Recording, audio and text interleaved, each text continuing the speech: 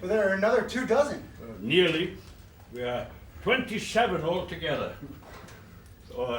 That was the order from Stalin himself, signed by his own hand. 27.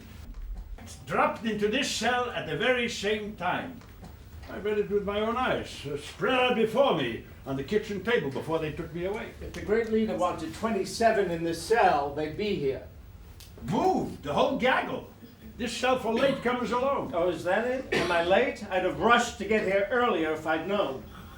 Can it really be an order from Stalin? The Stalin? Is there more than one?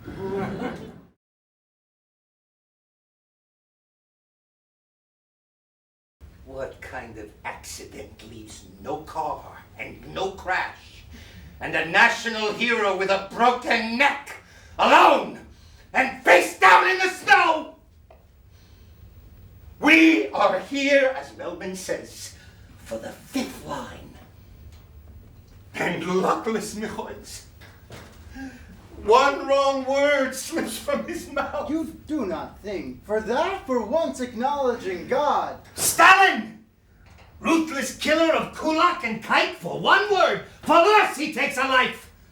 Who knows for what nothing he takes ours? Reason, Bretzky, logic. Don't let it slip away in here. I am begging you, take hold. Stalin did not murder Michoels, and he is not going to murder us. He doesn't have a clue we're here. Stalin doesn't know. He does not know. How can you be so sure? Because he wouldn't. Wouldn't what? He wouldn't do this. Wouldn't do this to us? No, he wouldn't let them do this. He wouldn't let them do this to me! Maybe not to you. But to the Jew who has your name, and lives in your house, and lies next to your wife, yes, he would.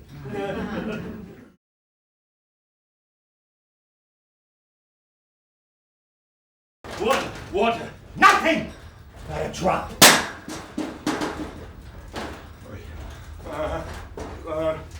Help the boy.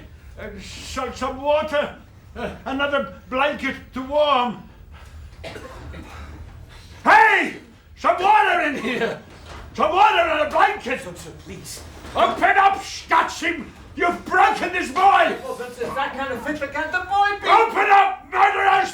Come see what you've done! Oh no, we will pay for real! Up! On your feet! Korinsky, up!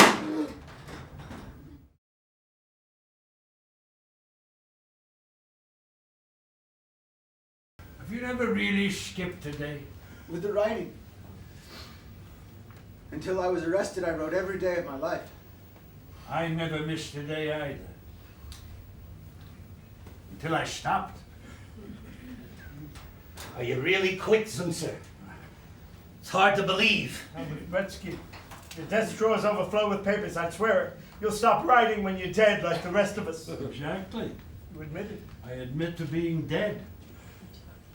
That's when I stopped. After the war, after the camps, the purges, after 2 sons lost to violence and a wife to disease, life for me ended the day of her death.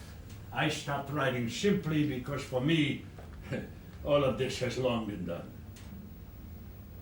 But for you, alone among us, the writing will forever live on. Think of your readers. Readers? What news of my readers? Sent up the chimneys. My readers are smoke. It's time.